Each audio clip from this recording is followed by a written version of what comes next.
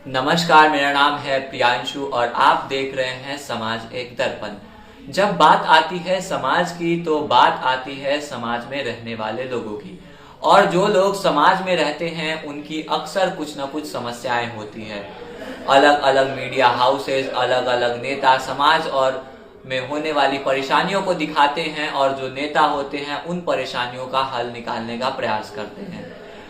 अक्सर सरकार भी लोगों की समस्याओं का समाधान करने का काम करती है, लेकिन जब लोगों को लगता है कि उनकी समस्याओं का समाधान नहीं हो रहा तो वो सरकार के खिलाफ अपना मोर्चा खोल देती है।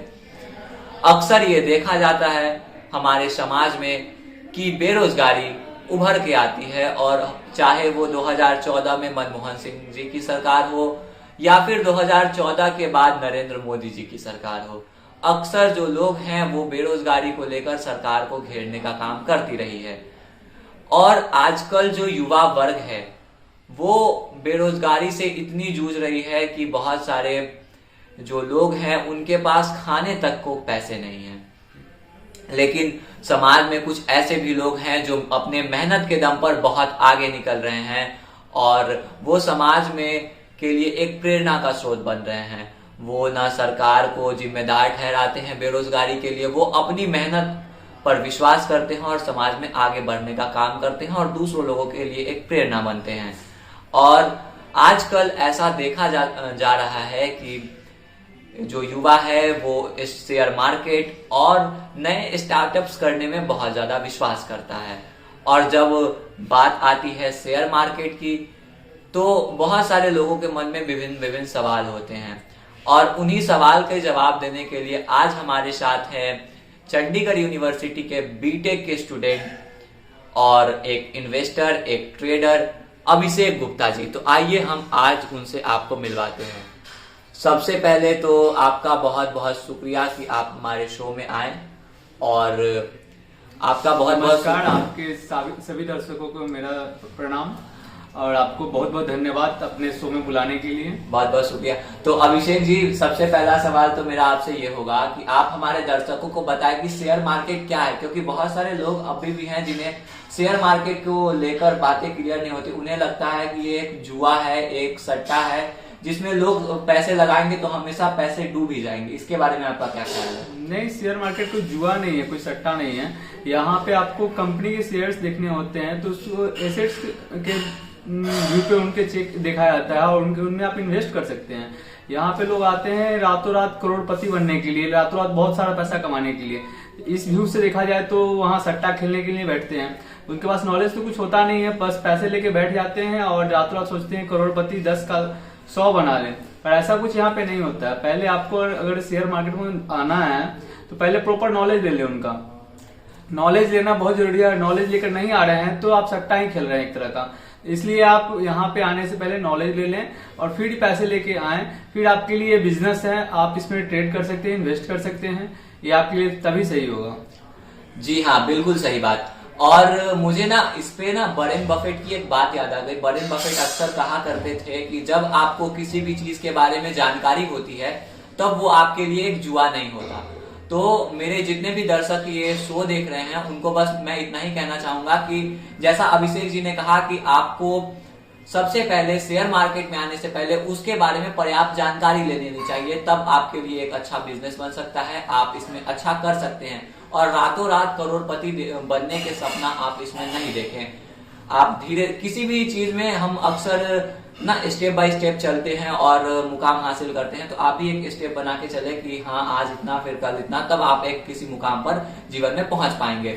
अब दूसरा सवाल अभिषेक जी ये है कि लोग स्टॉक पिक कैसे करें? आपने बोला कि जानकारी बहुत जरूरी है, तो वो जानकारी मैं आपसे ही चाहूंगा कि लोग कैसे पिक करें कि किस स्टॉक को लेना है और मतलब किस स्टॉक में क्या फायदा होने वाला है, मार्केट कब ऊपर जाएगा कब नीचे जाएगा, इसका एनालिसिस लोग कैसे कर सकें?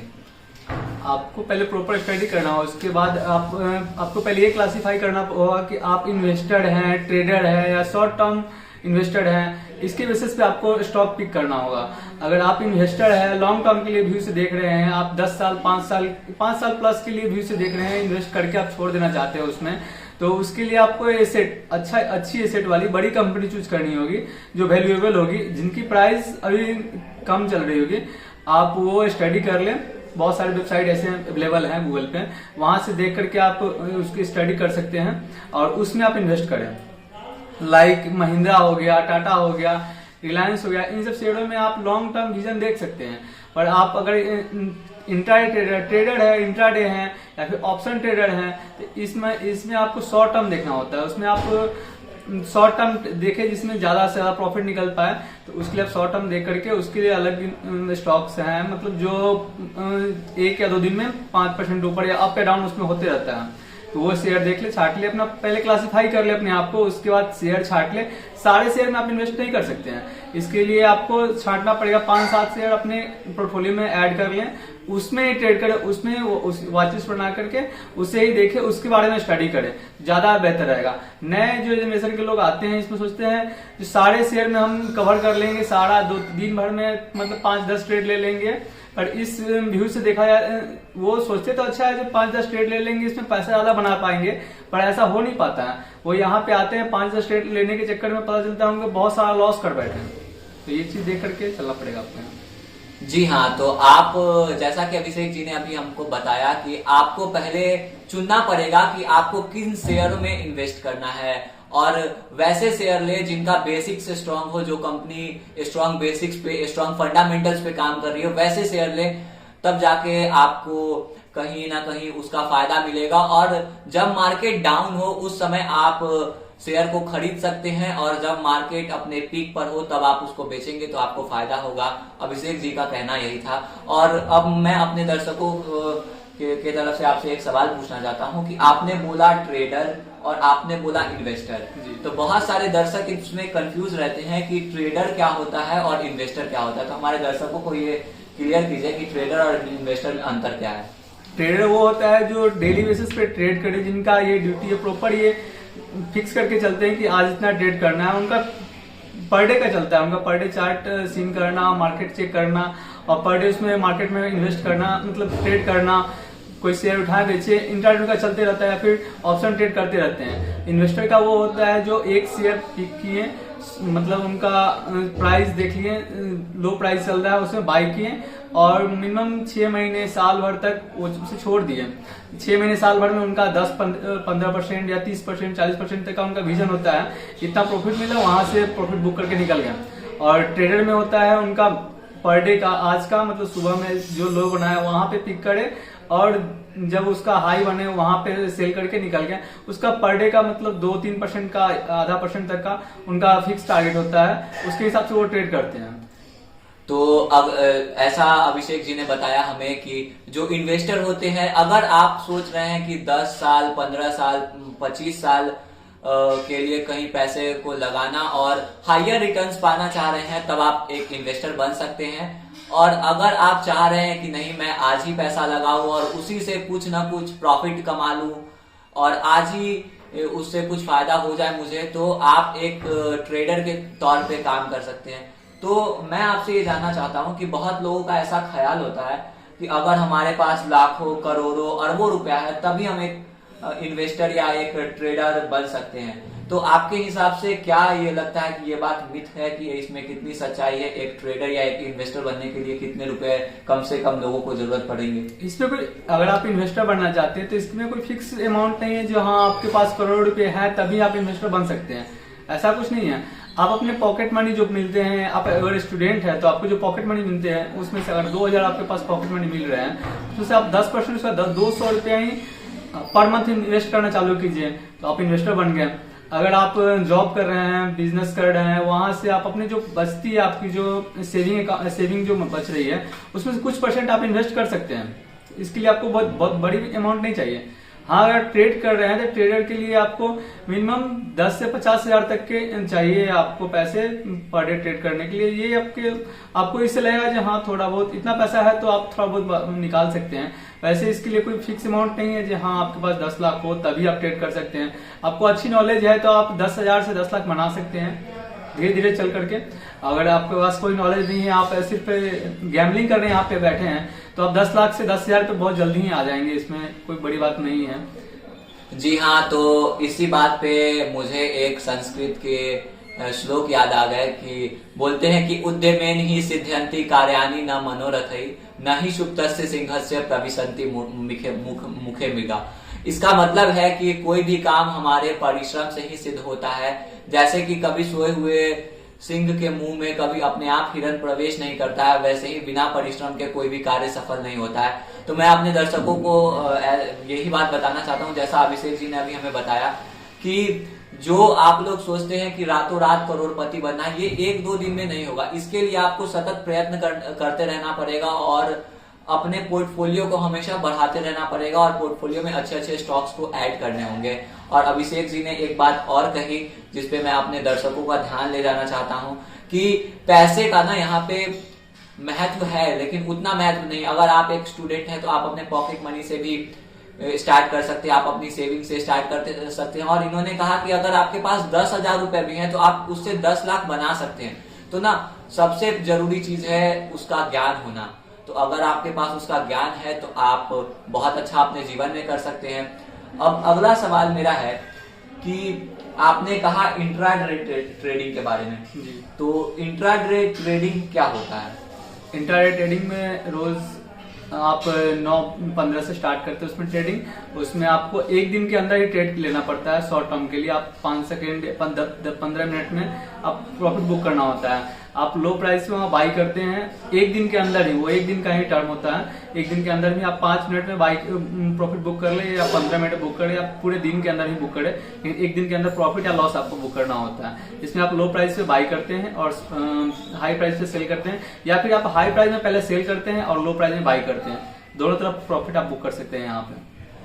तो जी हाँ, तो आपने समझ लिया कि इंट्राडे ट्रेडिंग क्या होता है। अब हम इनसे जानने की कोशिश करेंगे। अक्सर हम देखते हैं कि शेयर मार्केट में बहुत सारे स्कैम्स होते रहते हैं, जैसे कि हमने एक फेमस हर्षद मेहता स्कैम देखा था जिसपे एक वेब सीरीज, एक फिल्म भी बन चुकी है। तो इसके बारे में क्या कहेंगे? क्योंकि लोगों के बीच ना ये डर सा बना हुआ है कि अगर हम अपना पैसा लगाते हैं तो ऐसे स्कैम्स होंगे और हमारा पैसा डूब जाएगा। इसके बारे में आपका क्या ख्याल है? नहीं, इस पे गवर्नमेंट ने बहुत अच्छी रूल बनाई है। इसमें अगर आप ऐसा कुछ स्कैम, ऐसे तो अभी बहुत कम हो रही है स्कैम, इसमें ना के बराबर स्कैम हो रही है। फिर भी आप मार्केट का पहले अच्छे से एनालाइज करेंगे, कंपनी के बारे में अच्छे से। आप अगर नए इन्वेस्टर है तो ज्यादातर स्टार्टअप कंपनी या फिर नए जो कंपनी आ रही है उसमें कम रुचि रखें, और पुरानी और अच्छी जो जिनके एसेट काफी अच्छे हैं उनमें आप इन्वेस्ट करना ज्यादा चाहें। और जो डिविडेंड दे रही है, बोनस मिल रही है, इन सब कंपनियों में ज्यादा अगर इन्वेस्ट करने वाले हैं तो इन सब कंपनियों का पिक करें, चयन करें तो ज्यादा आपके लिए अच्छा रहेगा। क्योंकि ये मिनिमम आपको ईयरली 10 से 15% तक का डिविडेंड दे देती है और 1-2-3 साल पे आपको बोनस के रूप में 1-2 शेयर भी मिल जाते हैं। तो ये आपके लिए बहुत अच्छी बात है। आप लॉन्ग टर्म विजन के लिए लेकर चल रहे हैं तो आपको अच्छा खासा पैसा यहाँ बन जाएगा।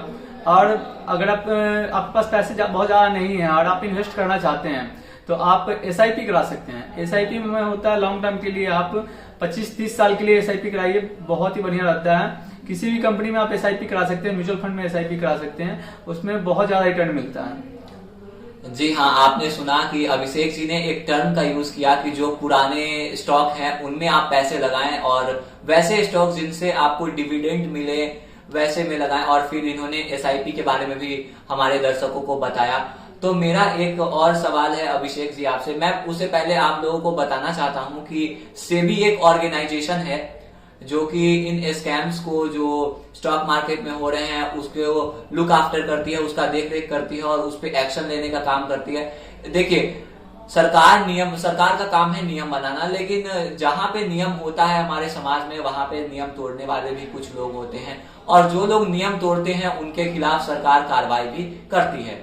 तो कहते हैं कि डर के आगे जीत है, तो डरिए मत, एक बार इन्वेस्टमेंट शुरू कीजिए और हो सकता है कि अगले राकेश झुनझुनवाला आप हो। लेकिन मैं आपसे इतना कहना चाहूंगा कि कभी ये सपना मत देखे कि मुझे राकेश झुनझुनवाला बनना है।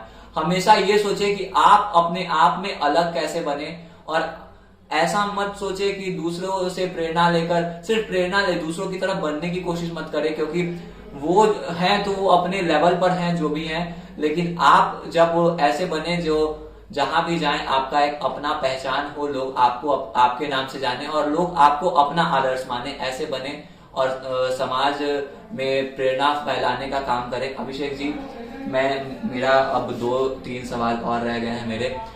मैं जानना चाहता हूं कि बॉम्बे स्टॉक एक्सचेंज और नेशनल स्टॉक एक्सचेंज, जो 2 स्टॉक एक्सचेंज होते हैं, तो स्टॉक एक्सचेंज ये जो होते हैं, इनके बारे में आप कुछ बताइए।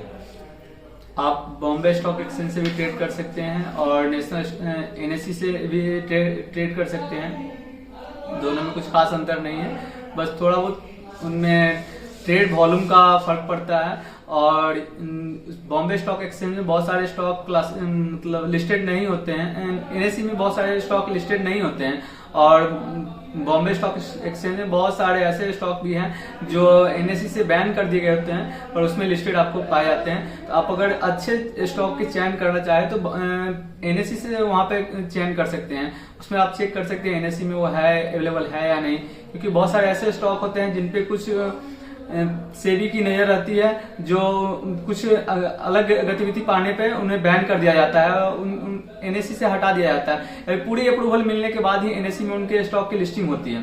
इससे आप यहाँ से भी आप चयन कर सकते हैं आप अच्छे स्टॉक्स की। और जैसा कि इन्होंने बोला कि सेबी जो नेशनल स्टॉक एक्सचेंज होता है और बॉम्बे स्टॉक एक्सचेंज होता है, 2 स्टॉक एक्सचेंज होते हैं। स्टॉक एक्सचेंज आप एक कंपनी मान सकते हैं, एक ऑर्गेनाइजेशन है जहां पे जितनी भी कंपनीज होती है उनके एक स्टॉक लिस्ट होते हैं उन कंपनियों के, और वहां से लोग स्टॉक को बाई करते हैं। बेसिकली वो एक ऑर्गेनाइजेशन है, एक मीडिएटर की तरह काम करता है कंपनी और कंज्यूमर के बीच में। और मैं अपने दर्शकों को ये कहना चाहूंगा कि जैसा इन्होंने बोला कि सेबी एक ऑर्गेनाइजेशन है, और सेबी वैसे कंपनियों को, जिन कंपनियों पर सेबी की नजर सारी कंपनियों पर होती है, और अगर उन्हें लगता है कि कोई कंपनी अच्छे से अपना काम नहीं कर रही है और कुछ सस्पिशियस एक्टिविटी अगर किसी कंपनी के ऊपर ऐसा लगता है कि सेबी को कि वैसा काम किया जा रहा है, तो सेबी नेशनल स्टॉक एक्सचेंज और बॉम्बे स्टॉक एक्सचेंज से उसको अनलिस्ट कर देती है, और उसके बाद जो हमारे खरीदने वाले लोग होते हैं उनको वो वहां पे नहीं दिखता। तो सेबी अपना एक्शन अपने समय पर लेती है। तो इसके लिए आप लोगों को डरने की कोई जरूरत नहीं है। अपने आप को थोड़ा सा नॉलेज उसके बारे में लें और उसके बारे में अच्छे से जानकारी प्राप्त करके तब जब आप उसमें इन्वेस्ट करेंगे, तब आप उसमें अच्छे से समझ के जब इन्वेस्ट करेंगे, तब आप एक अच्छे मुकाम पर और एक सफल इन्वेस्टर बन सकेंगे। अभिषेक जी, एक आखिरी सवाल मेरा है कि आजकल के लोग जो अब जाना चाह रहे हैं, वो सोच रहे हैं कि हाँ, इस वीडियो देखने के बाद उनको लग रहा है कि हाँ, अब मुझे इन्वेस्टमेंट या ट्रेडिंग स्टार्ट कर देनी चाहिए। तो उनको इन्वेस्टमेंट और ट्रेडिंग शुरुआत कहाँ से करें? उनको कोई प्लेटफॉर्म जो आप बताना चाहें कि वो यहाँ से शुरू कर सकते हैं, ऐसे स्टार्ट करें और धीरे धीरे ग्रो करें, वो अच्छा बन सकते हैं, उनके लिए कोई सजेशन जो आप देना चाहेंगे? पहले तो डीमेट अकाउंट खोले। डीमेट अकाउंट खोलने के लिए बहुत सारी कंपनियां हैं, बहुत सारे ब्रोकर्स हैं, पर मेरे हिसाब से आपको जीरोधा सबसे बेस्ट है। जीरोधा बहुत ही कम ब्रोकरेज लेते हैं और ज्यादा प्रॉब्लम नहीं आती है, कभी इशू उनके ग्राफ के या पेमेंट वगैरह के इशू कभी नहीं आती है, इसलिए। और उनके हिडन चार्जेस भी नहीं होते हैं, ज्यादातर जो भी होते हैं वो क्लियर होते हैं। इस हिसाब से देखा है जीरोधा बेस्ट है, जीरोधा में इन्वेस्ट करें। जीरोधा में आप डीमेट अकाउंट ओपन कर सकते हैं। अगर आप चाहते हैं कोई प्रॉपर गाइडेंस करते रहे, इन सब भीड़ से देखा जाए तो आप मोतीलाल ओसवाल में डीमेट अकाउंट खोल सकते हैं, पर इसमें थोड़ा सा आपको ब्रोकरेज चार्जेस थोड़ा ज्यादा लगेंगे और इनका ईयरली चार्ज भी कुछ है, तो वो भी आपको देना पड़ सकता है। तो जैसा कि अभिषेक जी ने आप लोगों को अभी बताया कि जीरोधा एक ऐप है जिससे आप अपना डीमेट अकाउंट खोल सकते हैं। तो मैं आपको बताना चाहता हूँ, डीमेट कोई भी कंपनी में आपको इन्वेस्टिंग शुरू करने के लिए या ट्रेडिंग शुरू करने के लिए एक अकाउंट की जरूरत होती है, और उस अकाउंट से आपके पास सबसे पहले तो जरूरी है कि आप 18 साल के हो, आपके पास आपका पैन कार्ड हो। अगर आप 18 साल से उम्र के कम है तो आप ट्रेडिंग करने के लिए और इन्वेस्टिंग करने के लिए नहीं है। वो सरकार ने एक उम्र स्थापित कर दी है कि जो लोग 18 साल से ऊपर हैं वही ट्रेडिंग और इन्वेस्टिंग कर सकते हैं। लेकिन अगर आपको फिर भी ट्रेडिंग और इन्वेस्टिंग करना है और आप 18 साल से कम है, तो आप परिवार के किसी व्यक्ति आपके माता पिता हो सकते हैं, किसी का पैन कार्ड यूज करके आप ट्रेडिंग शुरू कर सकते हैं। लेकिन उसमें मैं आपको ये बताना चाहूंगा कि उसमें आपके माता पिता की मर्जी होनी चाहिए, उन्हें पता होना चाहिए कि हाँ आप ट्रेडिंग शुरू कर सकते हैं। क्योंकि आजकल बहुत सारी बार हमें ऐसी घटनाएं देखने को मिलती है जब बच्चे बिना अपने माता पिता की सलाह लिए बैंक से हजारों रुपए किसी गेम पे बर्बाद कर देते हैं, लाखों रुपए वहां पे बर्बाद कर देते हैं। तो आपके साथ ऐसी घटना न हो, इसलिए कोई भी काम शुरू करने से पहले एक बार अपने माता पिता को उसके बारे में जरूर बताएं। तो अभिषेक जी बहुत बहुत धन्यवाद हमारे इस शो में आने के लिए और हमारे दर्शकों का मार्गदर्शन करने के लिए। उम्मीद है कि हमारे दर्शक इस चीज से बहुत नई सीख लेकर जाएंगे और आने वाले वक्त में वो एक सफल इन्वेस्टर बनेंगे और उम्मीद है कि इसमें आपका भी एक बहुत बड़ा योगदान होगा। धन्यवाद जी, बहुत बहुत धन्यवाद।